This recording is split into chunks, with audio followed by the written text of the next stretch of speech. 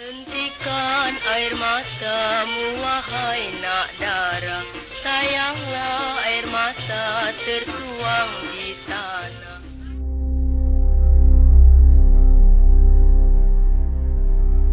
Kemewahan rumah besar di pinggiran Sidoarjo itu ternyata hanyalah topeng yang menutupi sebuah rahasia berdarah di lantai 2. Vina tidak pernah menyadari bahwa teman bermain masa kecilnya bukanlah manusia, melainkan makhluk yang menagih nyawa sebagai upah kekayaan orang tuanya. Ketika satu persatu anggota keluarganya mulai tumbang secara misterius, mampukah Vina memutus rantai perjanjian gelap itu sebelum maut menjemput dirinya sebagai tumbal terakhir? Ataukah ia akan ikut terkubur bersama dosa masa lalu yang tak terampuni? Sebelum melanjutkan, alangkah lebih baiknya perkenalkan diri kalian dan dari mana kalian berasal, tulis di kolom komentar, agar Kang Mus lebih dekat dengan kalian. Dan bagi teman-teman yang ingin mengirimkan pengalaman cerita horor atau sekedar bersilaturahmi, bisa masuk ke grup WhatsApp yang linknya sudah saya tulis di kolom deskripsi. Terima kasih.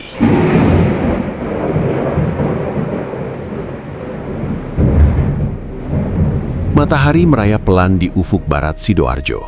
Cahayanya yang mulai menyepu jingga jatuh menyentuh ubin lantai 2 sebuah rumah besar yang berdiri kokoh di pinggiran kota.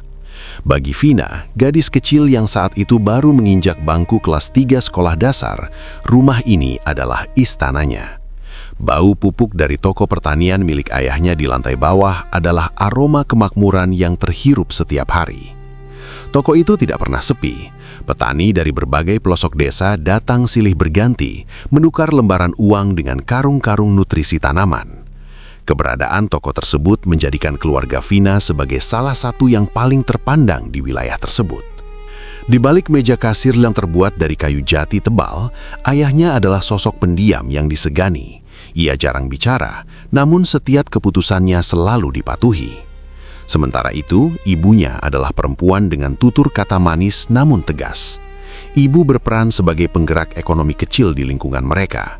Hampir setiap hari ada saja tetangga yang datang untuk meminjam uang atau mencicil peralatan rumah tangga.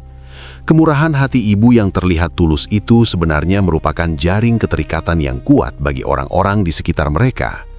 Hidup mereka sangat mapan, jauh melampaui standar ekonomi warga desa pada umumnya.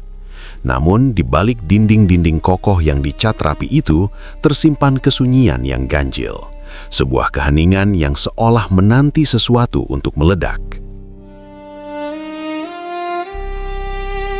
Vina sering menghabiskan waktu sendirian di lantai atas. Di sana terdapat 2 kamar besar, namun hanya satu yang ditempati olehnya. Kamar satunya dibiarkan kosong dan selalu terkunci rapat. Di ruang yang sunyi itulah, Vina memiliki teman-teman rahasia yang tidak pernah dilihat oleh mata orang lain. Ada 2 anak laki-laki kembar yang selalu datang saat langit mulai berubah warna menjadi merah darah. Mereka mengenakan kemeja putih yang sudah sangat lusuh. Warnanya sudah menguning karena dimakan usia. Mereka tidak pernah mengeluarkan suara, bahkan tidak pula tawa kekanak-kanakan yang seharusnya menghiasi wajah mereka yang datar. Mereka hanya menggunakan isyarat tangan berupa lambaian kecil yang seolah-olah mengundang Vina untuk masuk ke dalam dunia mereka yang dingin. "Ayo, kita main ke sana lagi," ucap Vina pelan sambil menunjuk ke arah sudut kamar yang gelap. Kedua anak kembar itu hanya diam membisu. Mereka menatap Vina dengan mata hitam yang tidak pernah berkedip. Vina kecil menganggap itu adalah hal yang biasa. Ia mengira setiap anak memiliki teman imajiner yang hanya muncul saat senja tiba. Teman-teman ini tidak nakal. Mereka hanya suka mengajak Vina berpindah dari satu sisi ruangan ke sisi lainnya. Baginya makhluk-makhluk kecil itu adalah bagian dari rumah besar ini, sama akrabnya dengan bayangan pohon mangga yang menari di dinding kamarnya saat malam tiba. Suatu sore, saat Vina sedang asyik bercerita di ruang tengah, ibunya datang membawa segelas susu hangat. Vina menoleh ke arah tangga dan melambaikan tangan. "Ibu, lihat, teman Vina yang kembar pakai baju baru ya, kemejanya tidak lusuh lagi," kata Vina dengan wajah polos. Gelas di tangan ibunya gemetar hebat hingga sedikit isinya tumpah ke lantai. Wajah ibu yang semula segar mendadak pucat pasih. Rona merah di pipinya memudar seketika. "Vina, turun sekarang. Jangan bicara sembarangan di lantai atas kalau sudah mau maghrib," perintah ibu dengan suara yang sedikit bergetar. "Tapi mereka masih mau main, Bu. Mereka bilang ingin mengajak Vina ke belakang," bantah Vina kecil. Ibu segera menarik tangan Vina dengan kasar. Napas ibu memburu seolah sedang ketakutan. Ibu bilang turun ya turun. Cepat mandi dan langsung masuk ke kamar bawah. Jangan pernah ajak mereka bicara lagi. Vina hanya bisa menurut dengan perasaan bingung. Di lantai bawah, ia melihat ayahnya sedang duduk di kursi kayu sambil menyesap kopi pahit. Ayah hanya terdiam 1000 bahasa saat melihat Vina ditarik paksa oleh ibunya. Tatapan mata ayah kosong, mengarah lurus ke jendela yang sudah tertutup rapat sejak pukul 5 sore. Tidak ada pembelaan dari ayah, tidak ada pula penjelasan dari ibu. Seolah-olah ada sebuah rahasia besar yang sengaja disembunyikan di balik punggung mereka. Malam-malam di rumah itu selalu terasa sangat panjang. Meski lampu-lampu kristal yang mahal menyala dengan terang di setiap sudut, kegelapan pekat seolah tetap bersembunyi di balik lemari dan kolong tempat tidur. Saat suasana mulai sepi, Vina sering mendengar suara langkah kaki kecil berlarian di atas plafon rumahnya. Suara itu terlalu ringan untuk disebut sebagai tikus, namun memiliki pola yang teratur seperti anak kecil yang sedang berkejaran. "Ayah, kenapa di atas berisik sekali? Apa ada kucing yang masuk ke loteng?" tanya Vina saat mereka sedang makan malam bersama. Ayah meletakkan sendoknya dengan pelan. Suara denting logam yang beradu dengan piring porselen terdengar nyaring di ruang makan yang sunyi. "Itu hanya suara angin, Vina. Makanlah makananmu dan jangan banyak bertanya," jawab ayah singkat tanpa menatap mata putrinya. Ibu hanya menunduk dalam, menyibukkan diri dengan nasi di piringnya yang bahkan hampir tidak berkurang. Vina merasa ada yang tidak beres dengan cara ibunya bekerja. Setiap kali ada tetangga yang gagal membayar cicilan tepat waktu, ibu tidak pernah marah besar. Ia justru akan mendatangi rumah mereka saat malam hari. Vina pernah sekali mengintip dari balik tirai jendela. Ia melihat ibu berdiri di depan gerbang rumah tetangga dengan posisi tangan yang aneh. Kedua tangan ibu disembunyikan di balik punggung dan tubuhnya sedikit membungkuk, seolah sedang menggendong sesuatu yang berat, namun kasat mata. "Ibu sedang apa di luar semalam?" tanya Vina keesokan harinya. Ibu yang sedang menyapu lantai langsung berhenti. Matanya menatap Vina dengan tajam, sebuah tatapan yang belum pernah Vina lihat sebelumnya. Ibu hanya mencari udara segar agar tidak pusing. "Kamu masih kecil, tidak perlu mengurusi urusan orang tua. Pergilah bermain di depan, tapi ingat, jangan pernah naik ke lantai 2 kalau tidak ibu suruh." Larangan itu justru membuat rasa penasaran Vina semakin memuncak. Ia mulai memperhatikan bahwa setiap kali mereka mendapatkan keuntungan besar dari toko pertanian, suasana rumah justru akan menjadi semakin mencekam. Bau kemenyan samar terkadang tercium dari kamar kosong di lantai atas, bercampur dengan aroma pupuk kimia yang menyengat. Vina sering mendapati pintu kamar kosong itu sedikit terbuka. Namun saat ia mendekat, pintu itu akan tertutup sendiri dengan keras, seolah ada tangan yang membantingnya dari dalam.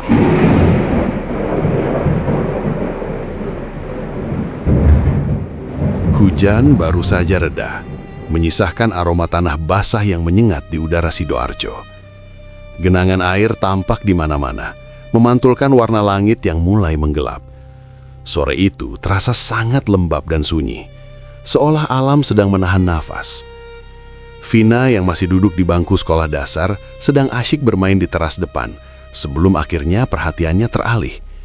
Di balik pagar rumahnya yang tinggi, kedua bocah kembar berpakaian kemeja putih lusuh itu kembali muncul.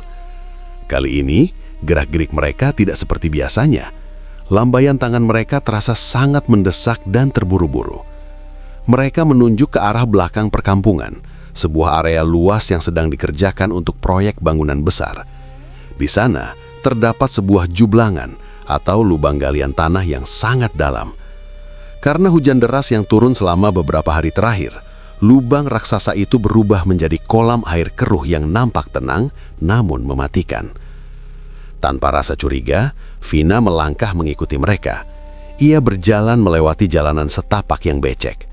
Anehnya, meskipun tanah di bawah kaki Vina sangat berlumpur, kedua bocah di depannya tidak meninggalkan jejak kaki sedikit pun. Langkah mereka sangat ringan, seolah kaki mereka tidak benar-benar menyentuh bumi. Vina tidak memikirkan hal itu. Ia hanya ingin tahu apa yang ingin ditunjukkan oleh teman-teman rahasianya. "Kalian mau main apa di sana?" tanya Vina dengan suara kecil. Kedua bocah itu tidak menjawab. Mereka hanya terus menunjuk ke arah galian tanah tersebut. Sesampainya di tepi jublangan, kejadian yang tidak masuk akal terjadi. Si kembar itu masuk ke dalam air dengan gerakan yang sangat halus. Tidak ada bunyi kecipak air, tidak ada riak yang besar. Mereka berdiri di tengah kolam air keruh itu, seolah-olah air tersebut hanyalah udara kosong.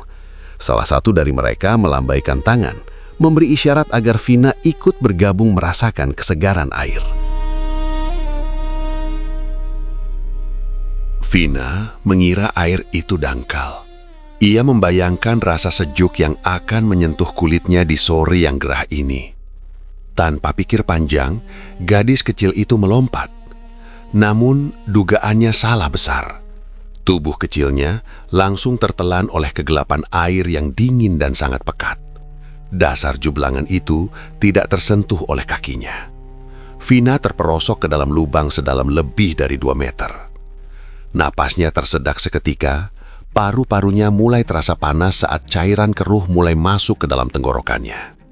Dalam keadaan panik dan megap-megap, Vina membuka matanya di dalam air. Ia melihat si kembar masih berdiri diam di depannya. Mereka hanya menatap Vina dengan wajah datar tanpa emosi. Tidak ada upaya untuk menolong. Tidak ada ketakutan di wajah mereka. Mereka seolah sedang menonton sebuah pertunjukan yang membosankan. Tangan kecil Vina meronta hebat, mencoba mencakar udara yang terasa semakin menjauh dari jangkauannya. Dunianya mulai menggelap. Suara kicauan burung dan riuh rendah kehidupan di permukaan air mulai memudar, digantikan oleh sunyi yang mematikan. Saat kesadaran Vina hampir hilang, sebuah tangan yang sangat kasar dan kuat tiba-tiba menyambar kerah bajunya. Tubuhnya ditarik paksa ke permukaan dengan sentakan yang keras. Vina terbatuk-batuk hebat, memuntahkan air keruh yang memenuhi perutnya. Di sampingnya berdiri seorang pria paruh baya yang membawa peralatan memancing. Pria itu tampak sangat ketakutan. Wajahnya pucat pasi dan tangannya gemetar hebat. Ia tidak menatap Vina, melainkan terus menatap ke arah tengah jublangan dengan mata melotot. "Nah, cepat pergi dari sini, ayah pulang," seru pria itu dengan suara serak. Pria itu segera membonceng Vina dengan motornya, mengantarkannya pulang secepat mungkin. Sesampainya di rumah, ayah dan ibu Vina langsung keluar dengan wajah panik. Melihat kondisi Vina yang basah kuyup dan menggigil, ibu langsung memeluknya. Namun tatapan matanya justru tertuju pada si pemancing. "Terima kasih banyak, Pak. Apa yang terjadi dengan anak saya?" tanya ayah Vina dengan nada suara yang tertahan. Si pemancing itu tampak ragu untuk bicara. Ia menarik nafas panjang sebelum menjawab dengan suara rendah agar tidak terdengar oleh tetangga lain. "Tadi saya lewat galian belakang. Saya lihat anak Bapak sudah hampir tenggelam. Tapi ada yang aneh, Pak. Saya lihat ada 2 anak kecil berdiri di dekatnya. Tapi mereka tidak menolong. Begitu saya tarik anak ini ke atas, 2 anak itu hilang begitu saja dalam air. Saya rasa anak Bapak sedang dalam bahaya." Mendengar penjelasan itu, ayah Vina hanya terdiam dengan rahang yang mengeras. Ia mengeluarkan beberapa lembar uang ratusan ribu dan memberikannya kepada pria itu tanpa berkata-kata lagi. Pria itu menolak uang tersebut dan segera pergi dengan terburu-buru, seolah-olah ingin menjauh dari rumah besar itu sejauh mungkin. Ibu segera membawa Vina masuk ke dalam rumah. Ekspresi ibu sangat sulit diartikan. Ada amarah yang tertahan di matanya, namun ketakutan yang mendalam jauh lebih terpancar di sana. Ibu tidak banyak bertanya pada Vina tentang kejadian tersebut, seolah-olah ibu sudah tahu siapa yang mengajak Vina ke jublangan itu. Pintu depan ditutup ayah dengan sangat keras dan dikuncinya rapat-rapat. "Sudah ibu bilang, jangan pernah bermain jauh-jauh saat jam maghrib. Kenapa kamu masih tidak menurut?" bentak ibu sambil menarik Vina ke kamar mandi. "Vina cuma mau main sama teman-teman, Bu. Mereka yang ajak," jawab Vina sambil menangis ketakutan. Ibu berhenti menggosok tubuhnya dan menatapnya dengan tajam. "Mereka bukan temanmu, Vina. Berhenti menganggap mereka teman."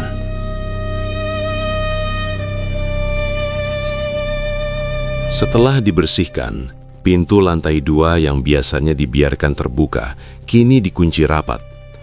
Ayah dan ibu menghabiskan waktu berjam-jam di ruang tamu, berbicara dengan suara yang sangat pelan sehingga Vina tidak bisa mendengarnya.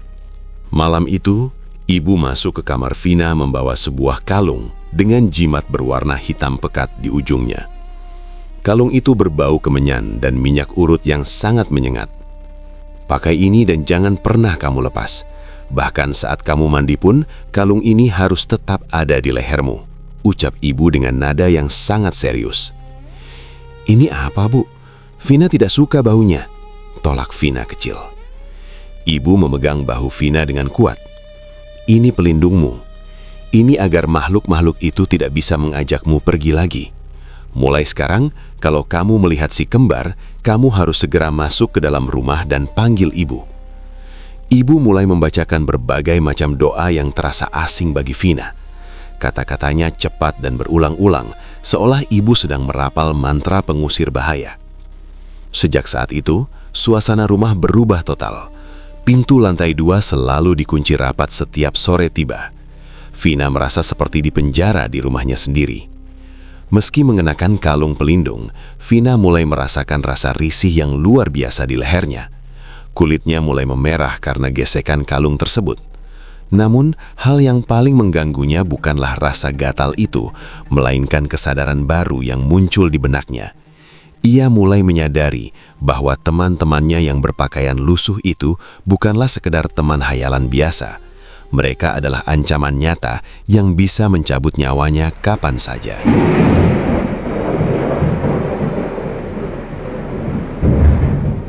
Waktu terus berjalan tanpa bisa dihentikan. Tahun demi tahun berganti, membawa Vina tumbuh dari seorang gadis kecil menjadi remaja yang mulai memahami banyak hal. Namun, kedewasaan itu justru membawa beban pikiran yang semakin berat. Suasana di rumah besar mereka di pinggiran Sidoarjo tidak pernah benar-benar membaik. Alih-alih merasa aman, Vina justru merasa rumahnya semakin asing dan mencekam. Jimat kalung berwarna hitam yang diberikan ibunya masih menjadi benda wajib yang harus ia kenakan. Namun, Vina seringkali merasa muak. Bau kemenyan samar yang keluar dari bungkusan kain kecil itu sering membuatnya pusing dan mual. Diam-diam, saat ia berada di sekolah atau ketika hendak tidur, Vina melepas kalung itu dan menyembunyikannya di dalam laci meja. Ia merasa lehernya butuh bernafas dari ikatan yang terasa seperti belenggu mistis tersebut. Nahasnya, setiap kali jimat itu dilepas, perlindungan semu yang selama ini ia miliki seolah runtuh. Sosok-sosok aneh kembali berdatangan mengunjungi tidurnya. Si kembar berpakaian kemeja putih lusuh memang tidak pernah muncul lagi sejak kejadian di galian tanah itu, namun penggantinya jauh lebih mengerikan. Makhluk baru itu memiliki perawakan seperti bocah laki-laki berusia 7 atau 8 tahun, tetapi wajahnya sangat kontras. Jika dilihat dari dekat, kulit wajahnya keriput dan berlipat-lipat seperti kertas yang sengaja diremas. Rambutnya hampir tidak ada, menyisakan kulit kepala pucak yang dipenuhi bercak hitam seperti bekas bakar atau jamur. Makhluk itu sering menampakkan diri tepat pada pukul 10 malam. ia akan berdiri diam di balik kaca pintu lantai 2, menatap ke arah tempat tidur Vina dengan mata yang cekung dan penuh kelicikan. Suatu malam, Vina terbangun karena mendengar suara gesekan halus pada kaca pintu kamarnya. Ia menoleh dan mendapati makhluk berwajah tua itu sedang menempelkan telapak tangannya yang keriput ke kaca. "Pergi, jangan ganggu aku!" teriak Vina dalam hati sembari menarik selimut hingga menutupi seluruh kepalanya. Tubuhnya gemetar hebat. Ia bisa merasakan kehadiran makhluk itu seolah sedang meminta izin untuk masuk dan ikut berbaring di sampingnya.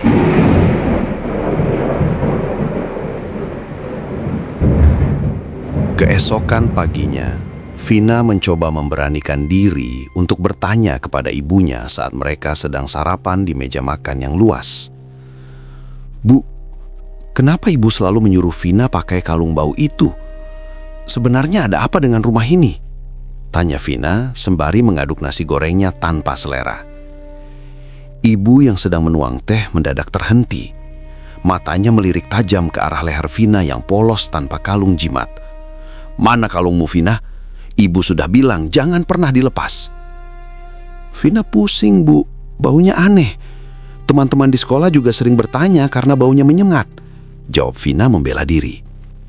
Ibu meletakkan teko teh dengan denting yang cukup keras. "Pakai sekarang juga. Kamu tidak tahu apa yang sedang mengincarmu di luar sana.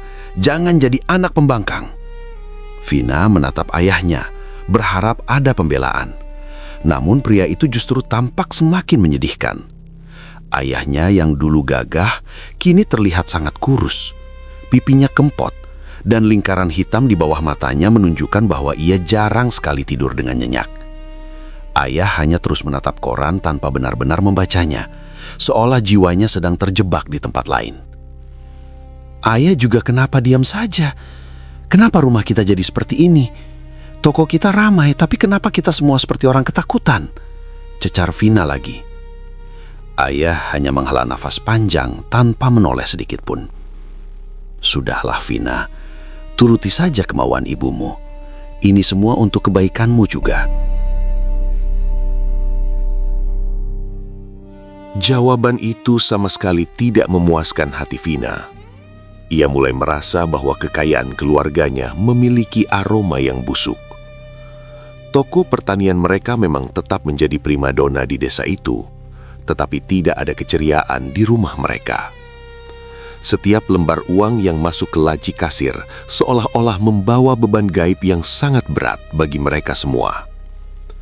Vina mulai sering mengamati gerak-gerik ibunya secara diam-diam. Ia menyadari bahwa setiap tengah malam, ibunya sering terbangun dan berjalan dengan langkah yang sangat pelan menuju pintu depan. Suatu kali, Vina mengintip dari balik tirai jendela lantai atas. Ia melihat ibunya berjalan di halaman rumah dengan posisi tubuh yang membungkuk aneh. Tangannya berada di belestarang punggung seolah-olah sedang menopang beban berat yang tidak terlihat. "Ibu sedang apa malam-malam begini di luar?" bisik Vina pada dirinya sendiri. Kecurigaan Vina semakin diperkuat dengan kondisi lingkungan sekitar. Beberapa tetangga yang memiliki usaha serupa dengan ayahnya tiba-tiba bangkrut satu persatu. Ada pula kabar tentang hilangnya uang secara misterius di rumah-rumah pengusaha kaya di desa sebelah. Vina mulai menghubungkan benang merah antara kemakmuran keluarganya, makhluk berwajah tua di kamarnya, dan kebiasaan aneh ibunya di malam hari. Suatu sore, saat Vina pulang sekolah lebih awal, ia melewati gudang pupuk di belakang rumah. Ia mendengar suara ibunya sedang berbicara dengan seseorang. Namun saat ia mengintip ke dalam, ibunya hanya berdiri sendirian di tengah tumpukan karung pupuk. "Ibu bicara dengan siapa?" tanya Vina mengejutkan sang ibu. Ibu tersentak dan segera merapikan pakaiannya. "Tidak dengan siapa-siapa. Ibu hanya sedang menghitung stok pupuk. Kenapa kamu sudah pulang?" Vina tadi lihat ibu menggerakkan tangan seolah-olah sedang memberi makan sesuatu, desak Vina. "Kamu terlalu banyak berhayal, Vina. Cepat masuk, kerjakan tugas sekolahmu," bentak ibu dengan nada yang tinggi. Vina berlari masuk ke dalam rumah dengan air mata yang mulai menggenang. Tragedi besar yang sebenarnya akhirnya datang tanpa peringatan sedikit pun. Saat itu, Vina baru saja menginjak kelas 2 sekolah menengah pertama. Segalanya bermula pada suatu sore ketika sang ayah tiba-tiba jatuh sakit. Tidak ada gejala medis yang masuk akal. Ayah tidak batuk, tidak pula terserang flu. Ia hanya terus-menerus mengeluh kedinginan yang amat sangat. Padahal cuaca di Sidoarjo saat itu sedang panas menyengat hingga membakar kulit. Tubuh pria yang dulu gagah itu menggigil hebat di balik tumpukan 3 lapis selimut tebal. Wajahnya pucat pasi, namun matanya terus bergerak liar menyisir setiap sudut langit-langit kamar. Dari mulutnya sering keluar gumaman yang tidak jelas. Kadang ia terdengar seperti sedang memohon. Namun di detik berikutnya, ia tampak sedang berdebat sengit dengan seseorang yang tidak nampak oleh mata. Vina yang merasa sangat khawatir mencoba membujuk ibunya agar membawa ayah ke dokter. "Bu, ayah sudah menggigil begini sejak kemarin. Ayo kita bawa ke rumah sakit di kota. Vina takut ayah kenapa-kenapa," pinta Vina dengan suara gemetar. Namun, ibu justru menunjukkan reaksi yang sangat aneh. Ia menolak mentah-mentah usul tersebut. "Tidak perlu ke rumah sakit, Vina. Dokter tidak akan mengerti penyakit ayahmu. Ini bukan urusan medis," jawab ibu dengan nada dingin sambil terus memeras kain kompres. Alih-alih memanggil ambulans, ibu justru mendatangkan beberapa orang yang disebutnya sebagai orang pintar. Orang-orang itu datang silih berganti dengan penampilan yang mencurigakan. Mereka membawa berbagai macam bunga 7 rupa, dupa yang asapnya menyesakkan dada, serta air dalam botol yang baunya sangat aneh. Perpaduan antara bau amis dan rempah busuk. Suatu malam, Vina mengintip dari balik pintu kamar yang sedikit terbuka. Ia melihat seorang pria tua sedang merapal mantra di samping tempat tidur ayahnya. Ayah mendadak berteriak histeris, "Jangan sekarang, belum waktunya, pergi kalian." Pria tua itu menoleh ke arah ibu dan menggelengkan kepala. "Bayarannya sudah lewat tenggat, Bu. Mereka sudah tidak mau menunggu lagi. Saya tidak bisa berbuat banyak," bisik pria itu yang masih bisa didengar jelas oleh telinga Vina. Vina tidak mengerti apa maksud kata-kata itu. Namun perasaan buruk mulai merayap di hatinya. Belum sempat 1 minggu berlalu sejak gejala pertama muncul. Petaka itu benar-benar tiba. Ayah menghembuskan nafas terakhirnya di atas tempat tidur tepat saat azan subuh berkumandang. Vina yang pertama kali menemukan tubuh ayahnya sudah kaku. Pemandangan itu tidak akan pernah ia lupakan seumur hidup. Ayahnya meninggal dengan posisi mata yang melotot sempurna, seolah ia melihat sesuatu yang sangat menakutkan tepat sebelum ajalnya menjemput. Mulutnya sedikit terbuka, seolah hendak meneriakkan sesuatu, namun suaranya tertahan di kerongkongan. Kematian ayah menyisakan lubang besar yang sangat perih di hati Vina. Proses pemakaman berlangsung cepat dan sunyi, tidak banyak tetangga yang datang melayat. Sebuah hal yang ganjil mengingat posisi mereka sebagai orang terpandang di desa tersebut. Bagi Vina, dunia seolah berhenti berputar. Namun bagi ibu, kematian sang suami tampaknya bukan sekedar duka, melainkan awal dari beban baru yang sangat berat untuk dipikul sendirian. Toko pertanian yang dulu menjadi kebanggaan keluarga kini mulai kehilangan roofnya.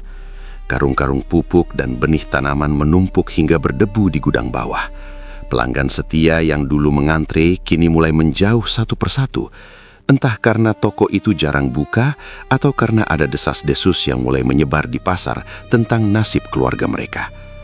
Keadaan di rumah pun semakin mencekam. Lantai 2 tempat kamar Vina berada kini menjadi area yang sangat menakutkan. Tanpa kehadiran ayah, suara-suara di atas plafon terdengar semakin berisik dan agresif. Bukan lagi suara langkah kaki kecil, melainkan suara cakaran yang keras dan benturan-benturan benda tumpul, seolah-olah ada sesuatu yang sedang mengamuk di atas sana. "Bu, Vina takut tidur di atas. Suaranya berisik sekali, seperti ada orang yang mau menjebol atap," keluh Vina pada suatu malam. Ibu menatap Vina dengan mata yang cekung dan merah. "Pindahkan kasurmu ke bawah, tidurlah di kamar ibu. Jangan pernah naik ke atas lagi kalau tidak perlu," jawab ibu singkat. Vina pun menurut. Ia memindahkan bantal dan gulingnya ke kamar ibu di lantai bawah. Ia berharap mendapatkan ketenangan setelah berpindah tempat, namun ia salah besar. Di kamar bawah itulah, Vina justru menemukan sisi gelap ibunya yang jauh lebih dalam dan mengerikan. Ibunya tidak pernah benar-benar tidur. Setiap kali Vina terbangun di tengah malam, ia melihat ibunya duduk bersila di atas lantai menghadap sudut ruangan yang paling gelap. Lilin merah menyala di depannya, mengeluarkan cahaya yang menari-nari, menciptakan bayangan menyeramkan di dinding. Ibu akan bergumam sendiri dengan suara yang serak. "Tolong, kembalikan seperti dulu. Jangan biarkan toko kita hancur. Saya akan berikan apa saja, tapi tolong buat orang-orang datang lagi," rintih ibu dalam kegelapan. Suara ibu terdengar seperti sedang memohon-mohon pada sesuatu yang tidak nampak. Sesekali ibu akan menangis terseduh-seduh, lalu sedetik kemudian tertawa kecil seperti orang yang kehilangan akal sehat. Vina hanya bisa mematung di balik selimutnya, berpura-pura masih tertidur lelap, padahal jantungnya berdegup kencang karena ketakutan. "Bu, ibu sedang bicara dengan siapa?" tanya Vina dengan suara gemetar pada suatu malam saat ia tidak tahan lagi melihat tingkah aneh ibunya. Ibu tersentak kaget. Ia segera meniup lilin hingga kamar menjadi gelap gulita. "Tidak ada, Vina. Ibu hanya sedang mendoakan ayahmu. Sudah, cepat tidur lagi," bentak ibu dengan nada yang tidak ingin dibantah. Namun, Vina tahu itu bukan doa untuk ayahnya. Tidak ada nama Tuhan yang disebut dalam gumaman ibunya. Yang ada hanyalah kata-kata tentang uang, emas, dan kemakmuran yang mulai menghilang. Kesedihan Vina karena kehilangan ayah kini bercampur dengan ketakutan yang amat sangat akan masa depan mereka. Setiap pagi, ia melihat ibunya semakin kurus. Kulit wajah ibu nampak layu dan kusam. Suasana rumah yang besar itu kini terasa sangat hampa dan dingin, seolah-olah seluruh kehangatan telah terkuras habis bersama kematian ayah. Bulan menggantung pucat di atas langit Sidoarjo, menyiramkan cahaya perak yang dingin ke halaman rumah besar yang kini terasa kian asing bagi Vina. Sejak kepindahan tidurnya ke kamar lantai bawah bersama sang ibu, ketenangan menjadi barang langka. Tidur Vina tidak pernah lagi nyenyak. Ia sering terbangun secara mendadak tanpa alasan yang jelas, hanya untuk mendapati sisi tempat tidur ibunya sudah dingin dan kosong. Suatu malam, tepat saat jarum jam dinding menunjukkan angka 12 lewat sedikit, Vina mendengar suara klik pelan dari arah pintu depan. Suara itu begitu halus, hampir tenggelam oleh deru angin malam yang menerobos celah ventilasi. Vina membuka matanya perlahan, memastikan napasnya tetap teratur agar tidak menimbulkan kecurigaan. Ia melihat pintu kamar terbuka sedikit, memperlihatkan siluet ibunya yang menyelinap keluar dengan hanya mengenakan daster batik tipis yang sudah pudar warnanya. Rasa penasaran yang selama ini tertahan akhirnya meledak.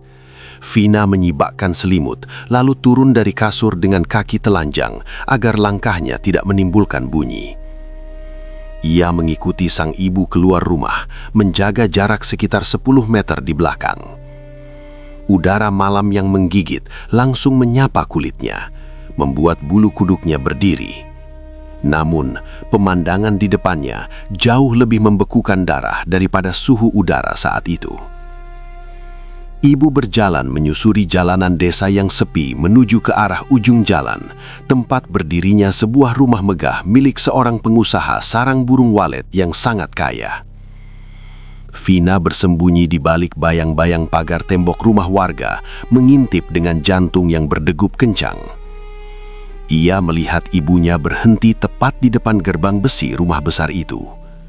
Gerak-gerik ibu sangat tidak wajar. Beliau berjalan mondar-mandir di depan pagar dengan posisi tubuh yang sedikit membungkuk ke depan. Kedua tangannya diletakkan di balik punggung, saling bertautan, seolah-olah sedang menopang beban seorang anak kecil yang duduk di atas bokongnya. Ibu tidak tampak seperti sedang berjalan santai, melainkan seperti sedang menimang sesuatu yang kasat mata. "Ibu sedang apa?" bisik Vina dengan suara yang nyaris tidak terdengar. Suaranya gemetar oleh rasa takut yang luar biasa. Vina melihat ibunya menoleh ke arah halaman rumah pengusaha itu, lalu menganggukkan kepala pelan seolah sedang memberi instruksi. Tak lama kemudian, posisi tangan ibu berubah. Beliau mengayunkan tangannya dari belakang punggung ke arah depan, seperti sedang menurunkan seseorang dari gendongannya. Langkah ibu kemudian menjadi sangat teratur. Ia seolah-olah sedang menuntun sesuatu untuk masuk menembus celah pagar besi yang terkunci rapat itu. Pemandangan itu berlangsung selama sekitar 15 menit. Selama waktu itu, ibu hanya berdiri diam mematung sambil terus menatap ke arah dalam rumah tersebut. Wajah ibu yang terpapar cahaya lampu jalan nampak sangat tegang. Matanya melotot tanpa berkedip sedikit pun. Vina merinding hebat. Di matanya, sosok itu bukan lagi ibunya yang penyayang, melainkan seorang pengantar bagi sesuatu yang jahat dan gelap. Setelah beberapa saat, ibu nampak seperti menarik sesuatu kembali ke arahnya. Beliau memposisikan tangannya ke belakang punggung lagi, membungkuk sedikit, dan kemudian berbalik arah untuk pulang. Langkah ibu terasa lebih ringan dan cepat saat berjalan kembali ke rumah. Vina segera berlari sekencang mungkin, menyelinap masuk ke dalam rumah dan melompat ke atas kasur sebelum ibunya sempat membuka pintu depan. Ia memejamkan mata rapat-rapat, mengatur nafasnya yang memburu saat mendengar langkah kaki ibu memasuki kamar. Keesokan paginya, suasana di meja makan terasa sangat canggung. Ibu menyiapkan sarapan seperti biasa, namun raut wajahnya nampak sangat lelah dengan lingkaran hitam yang semakin jelas di bawah mata. Vina mengaduk-aduk nasi goreng di piringnya, mencoba mengumpulkan keberanian untuk bertanya. "Bu, semalam Vina terbangun, ibu tidak ada di kamar. Ibu kemana?" tanya Vina sambil menatap tajam ke arah mata sang ibu. Ibu terdiam sejenak, tangannya yang sedang memegang sudip nampak sedikit gemetar. Beliau lalu menjawab dengan suara datar tanpa sedikit pun menoleh ke arah Vina. "Ibu tidak bisa tidur, Mbak. Ibu cuma jalan-jalan ke depan mencari udara segar supaya pusingnya hilang." Tapi Vina lihat ibu berdiri lama di depan rumah Pak Harji di ujung jalan. Ibu juga membungkuk-bungkuk aneh, seperti sedang menggendong sesuatu. Desak Vina lagi. Ibu langsung menoleh. Matanya berkilat marah bercampur panik. "Jangan bicara sembarangan. Kamu itu masih kecil sudah pintar berhayal yang tidak-tidak. Ibu itu cuma melihat pohon mangga Pak Haji yang sedang berbuah lebat. Ibu ingin mangga itu, makanya ibu memperhatikan terus. Sudahlah, cepat habiskan makananmu." Vina terdiam, namun hatinya berteriak menolak penjelasan konyol itu. Siapa yang mencari mangga di tengah malam buta dengan posisi tangan seperti sedang menggendong anak kecil? Penolakan ibu justru membuat lubang keraguan di hati Vina semakin menganga lebar. Ia tidak lagi percaya pada kata-kata perempuan yang melahirkannya itu. Rasa ingin tahu yang menyakitkan mendorong Vina untuk mulai mencari jawaban di tempat lain. Saat pulang sekolah, ia sering berhenti sejenak di warung kopi depan desa, mendengarkan bisik-bisik para tetangga yang biasanya mereda ketika ia lewat. Dari potongan-potongan pembicaraan yang tertangkap telinganya, kata-kata seperti pesugihan, orang pintar, dan tuyul mulai sering muncul. Satu sore, Vina memberanikan diri bertanya pada salah seorang teman sekolahnya yang dikenal memiliki keluarga yang paham akan urusan gaib. "Dika, apa benar ada makhluk yang bisa mencuri uang?" Dika menoleh dengan ekspresi serius. "Maksudmu tuyul?" "Iya, kata kakekku makhluk itu wujudnya seperti anak kecil botak. Pemiliknya biasanya harus menggendong mereka ke rumah orang kaya kalau malam hari. Posisi tangannya harus di belakang punggung karena makhluk itu duduk di sana." Dek, jantung Vina seolah berhenti berdetak sesaat. Penjelasan Dika persis dengan apa yang ia lihat dilakukan ibunya semalam. Bayangan makhluk kecil botak yang duduk di punggung ibunya langsung berputar-putar di kepalanya. Rasa jijik dan hancur seketika memenuhi rongga dadanya. Vina pulang ke rumah dengan langkah gontai. Ia menatap bangunan 2 lantai miliknya dengan pandangan yang berbeda. Dinding-dinding rumah yang dicat mahal itu kini nampak seperti monumen keserakahan. Harta yang selama ini membiayai sekolahnya, baju-baju bermerek yang melekat di tubuhnya, bahkan makanan lezat yang ia kunyah setiap hari.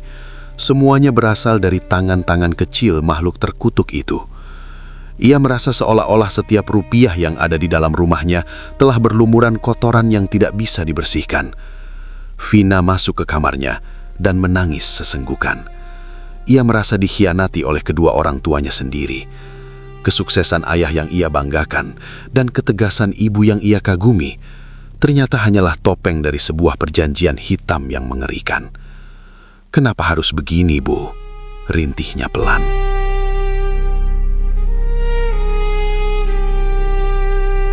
Rasa sesak di dada Vina sudah mencapai puncaknya. Sidoarjo, dengan segala kemewahan rumahnya dan gerak-gerik misterius ibunya, kini terasa seperti penjara yang pengap. Ia butuh jawaban, dan ia tahu jawaban itu tidak akan pernah keluar dari mulut ibunya. Maka, saat liburan sekolah tiba, Vina memberanikan diri meminta izin untuk pergi ke rumah neneknya di Gunung Kidul, Yogyakarta. Awalnya, ibu menolak dengan berbagai alasan. Namun, melihat wajah Vina yang kian pucat dan murung, ibu akhirnya luluh. Mungkin ibu berpikir bahwa suasana pedesaan yang tenang bisa menjauhkan pikiran negatif putri tunggalnya itu. Dengan membawa 1 koper kecil, Vina berangkat menembus perjalanan panjang menuju tanah leluhur, tempat di mana rahasia besar keluarganya terkubur rapat di bawah tanah merah yang kering. Sesampainya di Gunung Kidul, Bulik dan Pak Liknya disambut oleh Bulik dan Pak Liknya dengan hangat, namun ada sesuatu yang aneh dalam tatapan mata mereka. Tidak ada keceriaan yang meluap-luap, sebaliknya, mereka menatap Vina dengan sorot mata penuh belas kasihan, seolah-olah gadis remaja di hadapan mereka ini adalah seorang penyintas dari sebuah kecelakaan hebat yang mengerikan. Beberapa hari pertama di sana, Vina hanya diam. Ia menikmati semilir angin di antara pohon-pohon jati yang meranggas. Namun pikirannya tetap melayang pada bayangan ibunya yang menggendong sesuatu di tengah malam. Hingga pada suatu sore, saat matahari mulai condong ke barat dan menyisakan panas yang sisa-sisa di pinggir ladang jagung yang kering, Bulik menghampirinya. "Vina, kamu di sini bukan cuma mau liburan kan?" tanya Bulik pelan sambil duduk di sampingnya. Vina menunduk, memainkan ujung kerudungnya. Vina bingung, Lik. Rumah di Sidoarjo rasanya tidak sehat.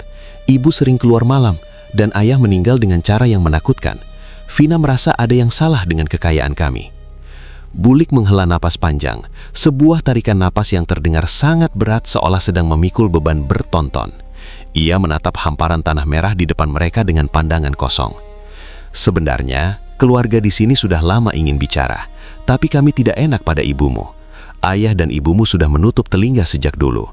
Mereka memilih jalan yang salah demi harta duniawi, jalan yang tidak hanya mengotori tangan mereka, tapi juga meminta bayaran yang sangat mahal," ucap Bulik dengan nada suara yang bergetar. Jantung Vina berdegup kencang. Maksud Bulik, pesugihan?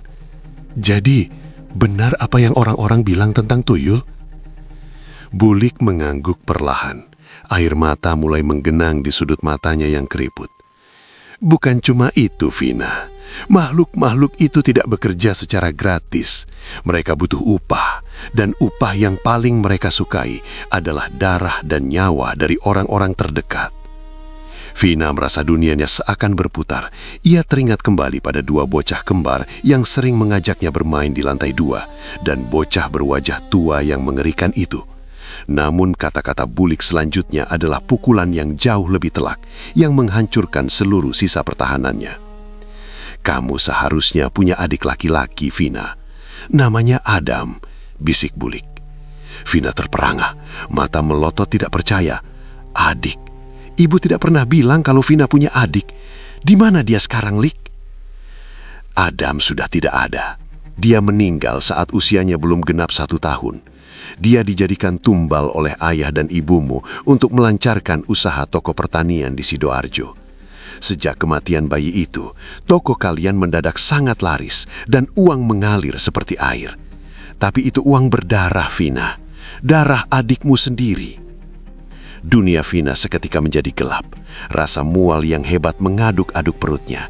Ia tidak menyangka bahwa kemewahan yang ia nikmati selama ini, biaya sekolah yang mahal, dan baju-baju bermerek yang ia kenakan, semuanya dibeli dengan nyawa saudaranya yang tidak berdosa.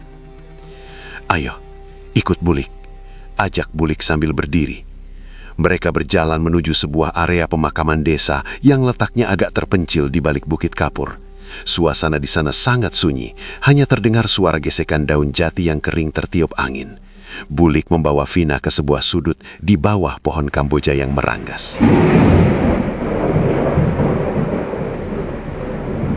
Di sana terdapat sebuah gundukan tanah kecil yang hampir rata dengan bumi. Tidak ada nisan marmer yang mewah seperti makam orang kaya di kota. Hanya sebuah batu kali berukuran sedang yang diletakkan sebagai penanda di bagian kepala. Makam itu tampak sangat terabaikan, seolah-olah orang yang menguburkannya ingin segera melupakannya. Inilah Adam. Dia dikuburkan di sini secara diam-diam tanpa banyak orang tahu, kata Bulik sambil menunjuk makam tersebut. Vina jatuh bersimpuh di atas tanah merah yang kering dan kasar itu.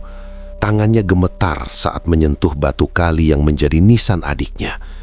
Isak tangisnya pecah begitu saja, mengoyak kesunyian sore di Gunung Kidul.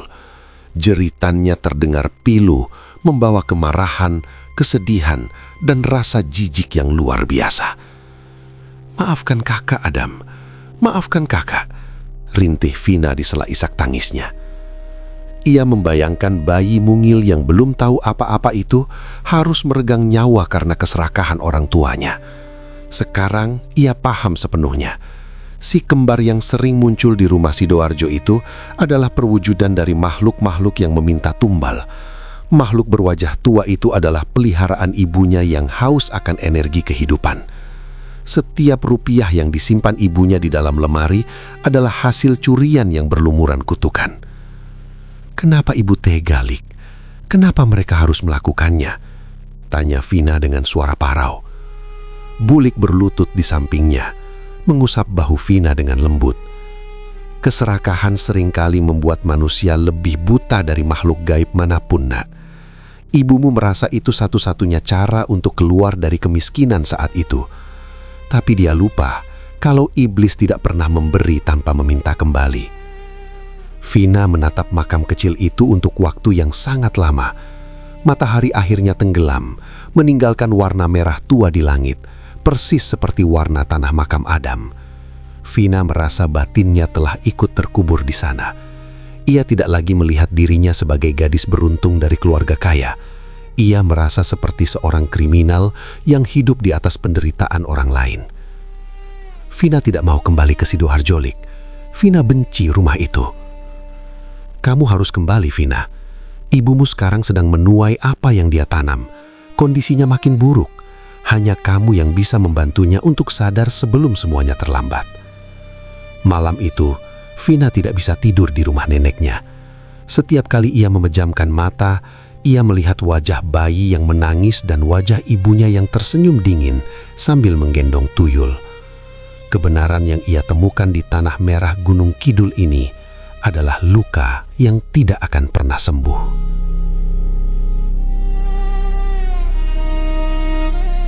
Vina kembali ke Sidoarjo dengan membawa beban rahasia yang menghimpit dada.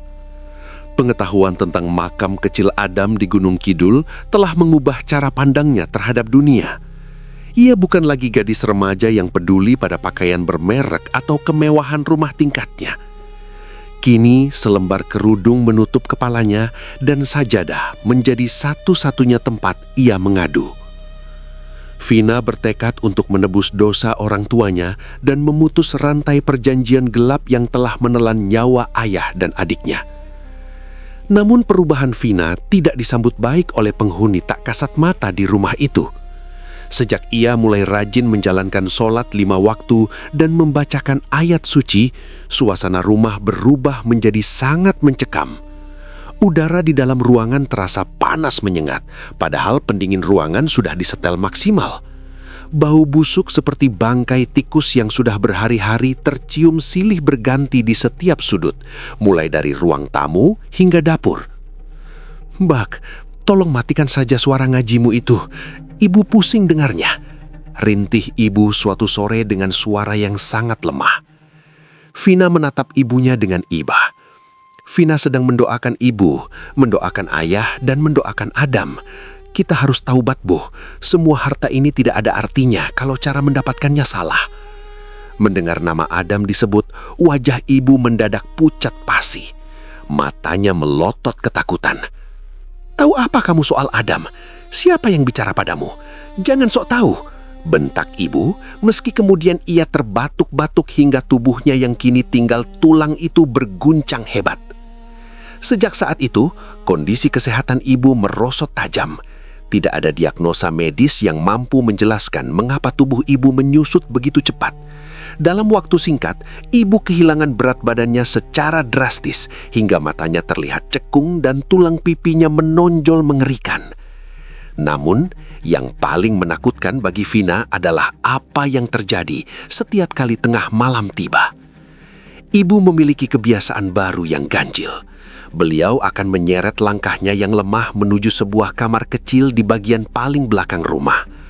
Kamar itu dulunya adalah kamar asisten rumah tangga yang sudah bertahun-tahun kosong dan dibiarkan berdebu. Ibu akan masuk ke sana, mengunci pintu dari dalam, dan mematikan lampu. Tak lama setelah pintu terkunci, suara-suara mengerikan mulai terdengar menembus dinding kayu. Vina yang berjaga di luar kamar sering mendengar suara erangan kesakitan yang menyayat hati. Suara itu bukan lagi seperti rintihan manusia biasa, melainkan menyerupai suara binatang yang sedang disiksa secara perlahan. "Aduh, ampun, jangan pukul lagi, sakit, ampun," jerit ibu dari dalam kamar yang gelap gulita itu.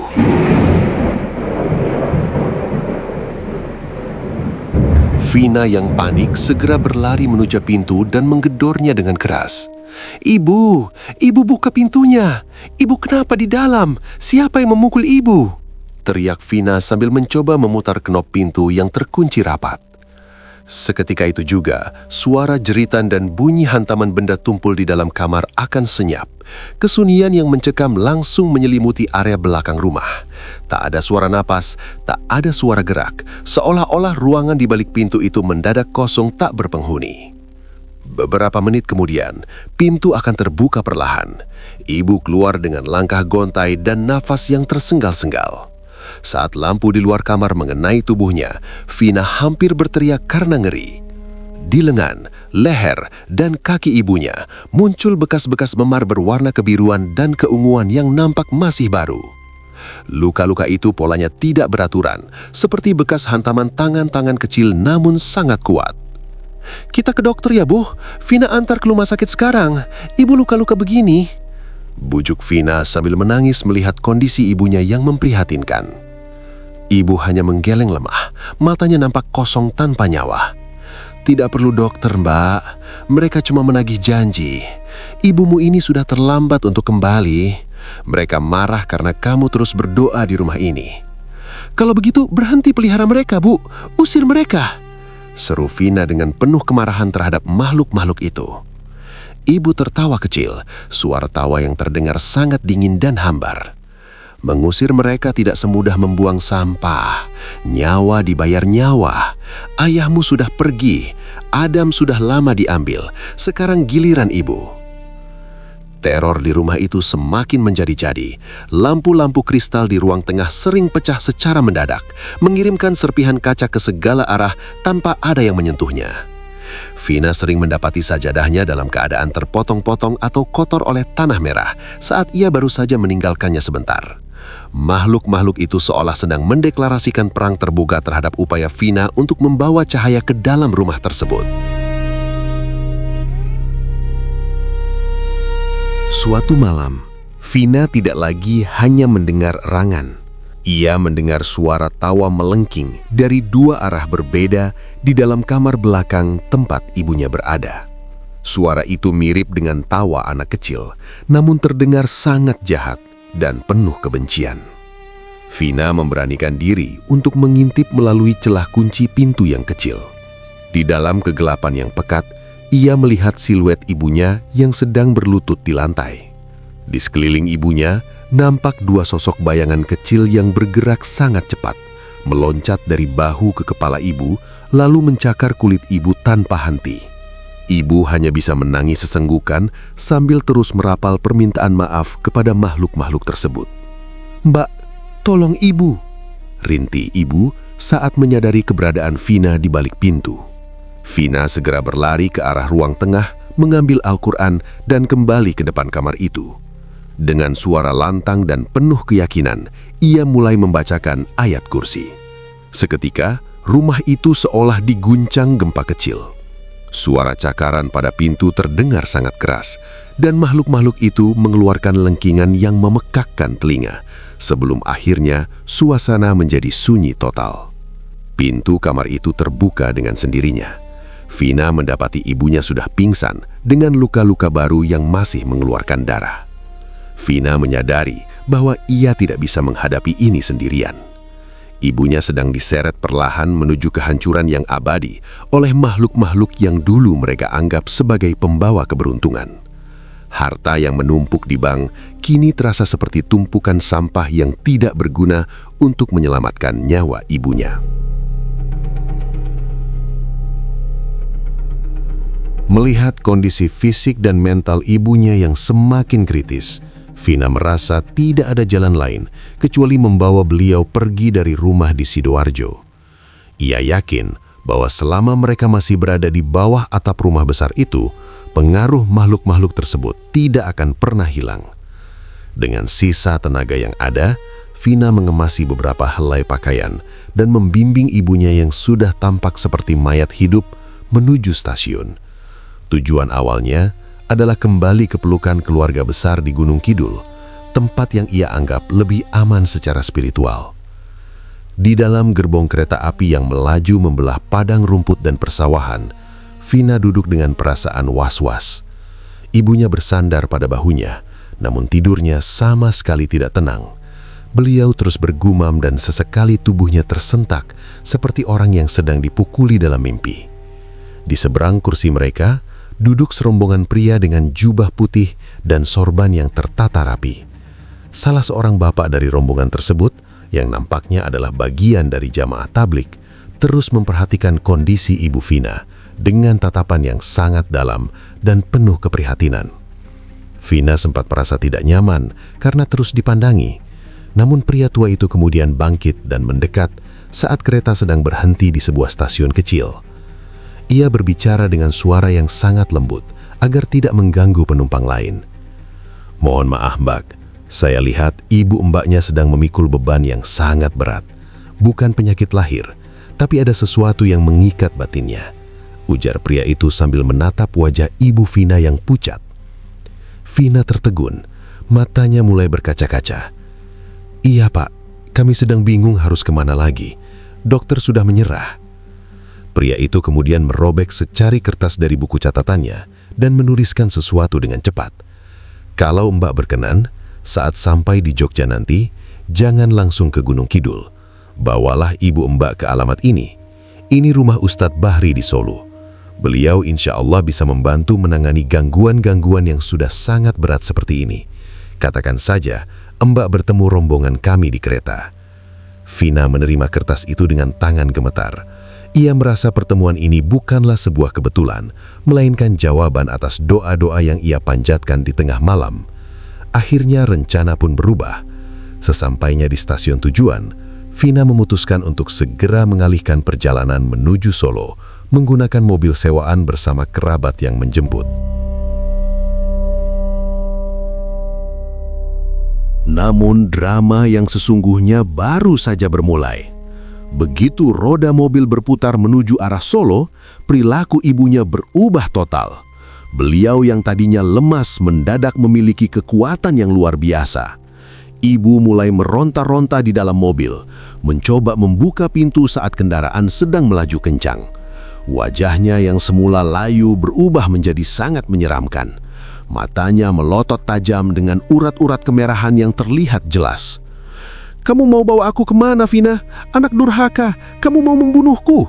teriak ibu dengan suara yang berat dan parau, jauh berbeda dari suara aslinya. Vina mencoba memegang tangan ibunya, namun beliau justru meludahinya berkali-kali. Makian kasar dan kata-kata kotor yang belum pernah didengar Vina seumur hidup keluar begitu saja dari mulut sang ibu. Beliau seolah-olah sudah dikuasai sepenuhnya oleh entitas lain yang menolak untuk dibawa ke tempat suci. "Kita mau berobat, Bu. Ibu harus sembuh," seru Vina sambil menangis, menahan tubuh ibunya agar tidak melompat keluar. "Aku tidak mau sembuh. Aku tidak mau mereka pergi. Kalau mereka pergi, aku akan jatuh miskin. Kamu mau kita jadi pengemis?" balas sosok yang menguasai tubuh ibu itu sambil tertawa melengking yang memilukan. Perjalanan menuju Solo terasa seperti perjalanan menuju neraka bagi Vina. Namun, ia tidak menyerah. Sesampainya di depan rumah Ustadz Bahri, kondisi ibu semakin beringas. Beberapa orang santri harus turun tangan untuk membopong beliau masuk ke dalam sebuah ruangan khusus. Di sana, Ustadz Bahri sudah menunggu dengan tenang. Beliau adalah sosok yang bersahaja, namun memiliki wibawa yang sangat kuat. "Bawa masuk."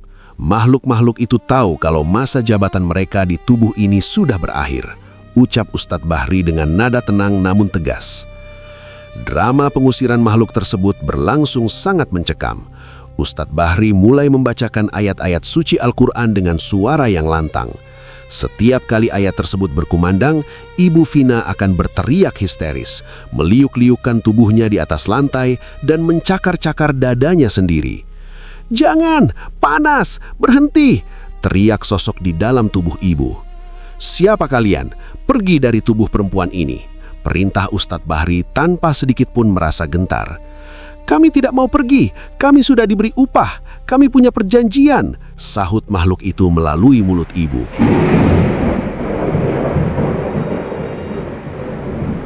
Vina melihat dengan mata kepala sendiri bagaimana makhluk-makhluk kecil berpakaian lusuh dan makhluk berwajah tua yang selama ini menghantuinya seolah-olah sedang ditarik paksa keluar. Suasana ruangan menjadi sangat pengap dan berbau busuk. Ustadz Bahri terus melakukan pembersihan tersebut dengan kesabaran yang luar biasa, menghadapi setiap serangan fisik dan makian yang dilemparkan oleh makhluk itu. Setelah hampir 2 jam proses yang melelahkan, Ibu Vina tiba-tiba mengalami kejang hebat. Dari mulutnya keluar cairan kental berwarna hitam pekat yang baunya sangat amis dan menyengat, melebihi bau bangkai apapun. Tak lama kemudian, tubuh beliau mendadak lemas dan jatuh pingsan di pangkuan Vina. Kesunyian yang tenang akhirnya kembali menyelimuti ruangan tersebut. "Alhamdulillah, ikatannya sudah putus, tapi fisik ibu kamu sudah sangat lemah karena selama ini energinya dihisap habis-habisan," jelas Ustadz Bahri sambil menyeka keringat di dahi. Atas saran Ustadz, Vina memutuskan agar ibunya menjalani perawatan khusus di sana selama 2 minggu. Selama masa pemulihan itu, para santri bergantian membacakan doa di dekat ibu. Vina sendiri tidak pernah meninggalkan sisi ibunya. Perlahan tapi pasti perubahan mulai terlihat. Pada hari ke-10, Ibu Vina terbangun dengan pandangan mata yang jernih. Tidak ada lagi sorot mata liar penuh kelicikan atau ketakutan. Saat ia melihat Vina duduk di sampingnya, air mata mengalir perlahan dari sudut matanya yang masih cekung. "Vina, maafkan ibu ya nak," bisik ibu dengan suara yang sangat tipis namun tulus. Vina memeluk ibunya dengan erat, menangis sejadi-jadinya. Ia merasa ibunya yang asli telah kembali.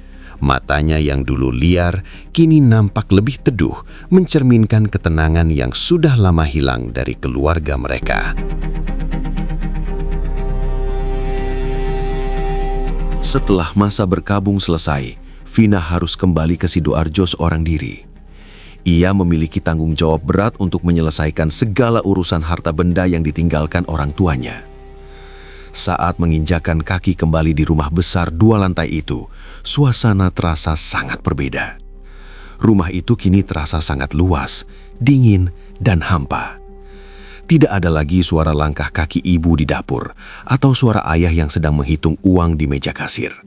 Namun ternyata, sisa-sisa kegelapan tidak hilang begitu saja. Pada malam pertama ia menginap di sana, gangguan kembali muncul. Saat Vina sedang membaca buku di ruang tengah, ia merasakan hembusan angin dingin yang menusuk tulang. Ia menoleh ke arah tangga menuju lantai 2 dan melihat dua sosok berdiri di sana. Itu adalah bayangan ayah dan ibunya, namun penampilan mereka sungguh mengerikan. Wajah mereka dipenuhi oleh borok yang bernanah dan luka-luka terbuka yang nampak sangat menyakitkan. Mereka tidak menyerang Vina, juga tidak bersuara. Mereka hanya berdiri mematung di depan pintu kamar masing-masing sambil menatap Vina dengan sorot mata yang penuh penderitaan. Seolah-olah mereka sedang memperlihatkan betapa pedihnya hukuman yang harus mereka jalani di alam sana akibat perbuatan mereka sendiri. Vina memejamkan mata dan menarik napas panjang. Jika dulu ia akan lari ketakutan, kini keberaniannya telah tumbuh. Ia mengambil air wudhu dan segera menghampiri bayangan tersebut sambil membacakan ayat-ayat suci. Ayah, ibu, Vina akan terus mendoakan kalian. Tapi tolong, jangan tunjukkan penderitaan ini lagi pada Vina. Vina akan bersihkan semua harta yang kalian tinggalkan, ucap Vina dengan suara lantang. Bayangan itu perlahan-lahan memudar seiring dengan rampungnya doa yang dibacakan Vina. Esok harinya, Vina segera bertindak. Ia menghubungi agen properti dan menjual rumah besar itu dengan harga yang cukup murah agar cepat terjual. Ia juga menjual seluruh aset toko pertanian dan sisa simpanan uang yang ada di bank. Vina tidak ingin menyimpan 1 rupiah pun dari harta tersebut untuk kepentingan pribadinya. Ia tahu betul bahwa uang itu berasal dari jalan yang salah. Seluruh hasil penjualan rumah dan aset lainnya ia bagi-bagikan ke berbagai panti asuhan, pondok pesantren, dan pembangunan tempat ibadah di pelosok desa. Ia berharap sedekah dari harta tersebut bisa menjadi sedikit penerang bagi orang tuanya di alam kubur. Mbak Vina benar-benar tidak mau mengambil sedikit pun untuk biaya kuliah. Tanya Pak Liknya yang ikut membantu mengurus administrasi. Vina menggelengkan kepala dengan mantap. Tidak, Lik. Vina ingin memulai hidup dari nol dengan uang yang benar-benar bersih.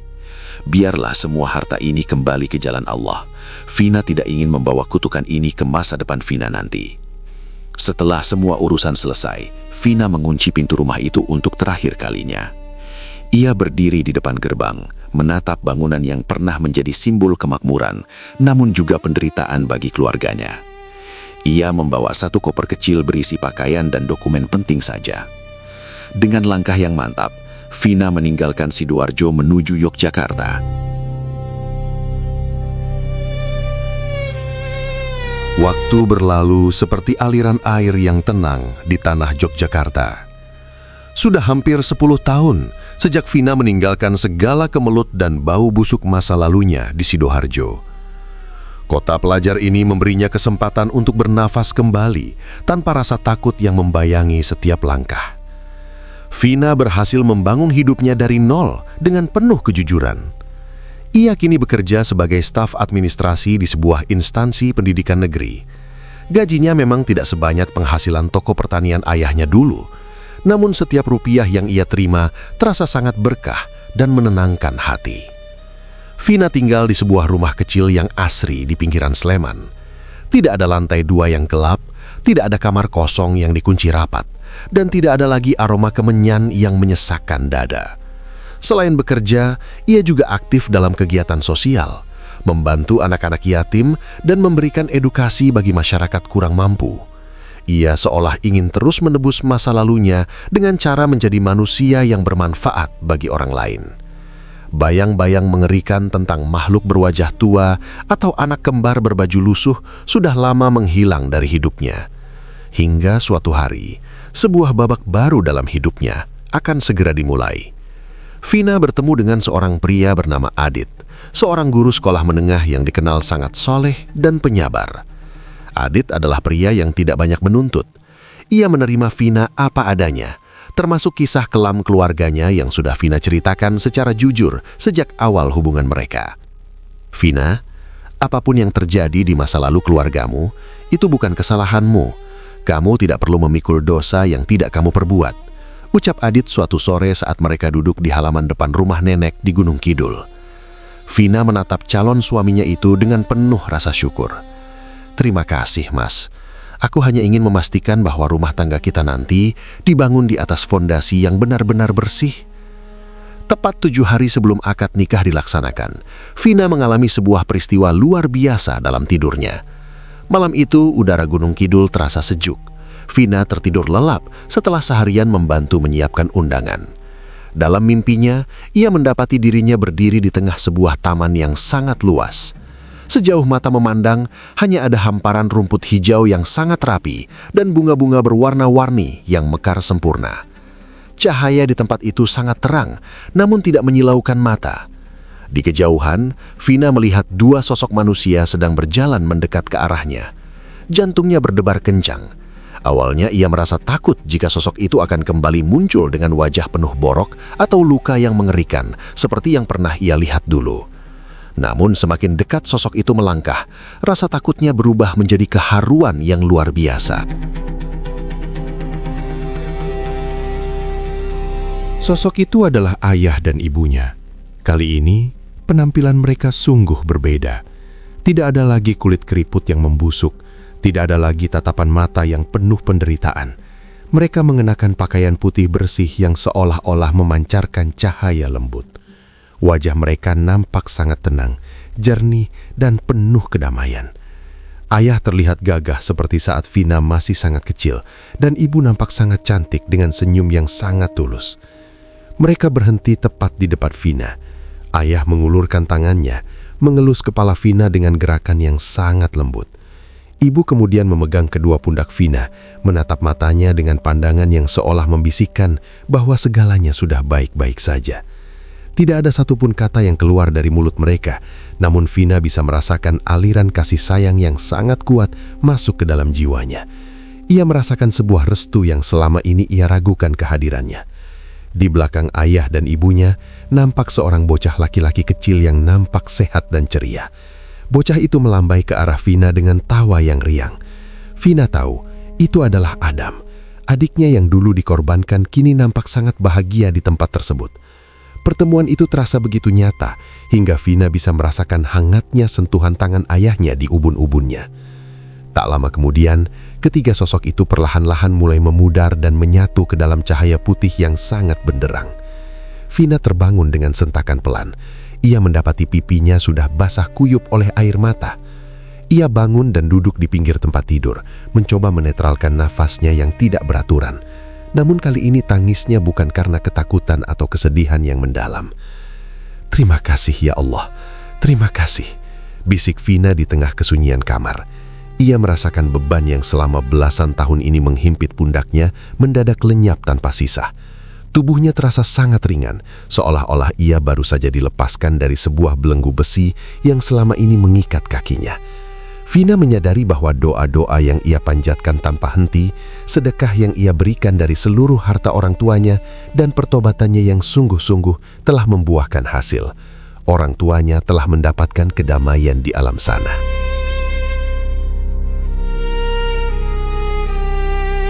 Pagi harinya, Vina menjalankan aktivitas dengan semangat yang baru. Ia pergi ke pemakaman desa tempat ibu dan adiknya dimakamkan. Ia membersihkan rumput-rumput liar di sekitar nisan tersebut dengan perasaan yang jauh lebih tenang. Tidak ada lagi rasa perih atau rasa jijik saat mengingat masa lalu. Semuanya sudah ia letakkan di tempat yang seharusnya. "Bu, besok Vina mau menikah. Vina sudah melihat ibu semalam. Terima kasih sudah datang," ucap Vina pelan di depan makam ibunya. Hari pernikahan pun tiba. Acara yang digelar secara sederhana itu berlangsung sangat khidmat. Saat Adit mengucapkan ijab kabul dengan satu tarikan nafas, Vina merasa sebuah cahaya baru sedang menyelimuti hidupnya. Ia kini bukan lagi gadis yang dihantui oleh tuyul atau perjanjian gelap. Ia adalah seorang istri yang siap membangun keluarga di atas jalan yang diridhoi. Dalam resepsi kecil di depan rumah nenek, Bulik menghampiri Vina dan memeluknya erat. "Kamu hebat, Nak. Kamu berhasil memutus rantai itu. sekarang hiduplah dengan bahagia tanpa menoleh ke belakang lagi. Vina tersenyum lebar. Ia menatap ke arah langit biru Gunung Kidul yang cerah. Ia kini mengerti sepenuhnya bahwa kekayaan sejati tidak diukur dari luasnya rumah atau banyaknya uang yang tersimpan di dalam bank. Sekecil apapun harta yang didapatkan dengan cara yang jujur dan keringat sendiri, nilainya jauh lebih besar daripada gunung emas yang dibangun di atas darah dan perjanjian makhluk terkutuk. Harta yang halal mendatangkan ketenangan, sedangkan harta yang haram hanya akan mendatangkan kegelisahan yang tidak berujung. Vina melangkah masuk ke dalam rumah barunya bersama Adit dengan penuh keyakinan. Ia membawa serta pelajaran berharga dari Sidoarjo sebagai pengingat agar ia tidak pernah sekalipun tergiur oleh jalan pintas dalam mengejar dunia. Cahaya iman kini benar-benar telah menggantikan kegelapan yang dulu menyelimuti hidupnya. Masa lalu yang kelam itu telah berakhir, terkubur bersama kesalahan yang telah dimaafkan. Dan Vina siap mengukir cerita baru yang penuh dengan cahaya kebenaran.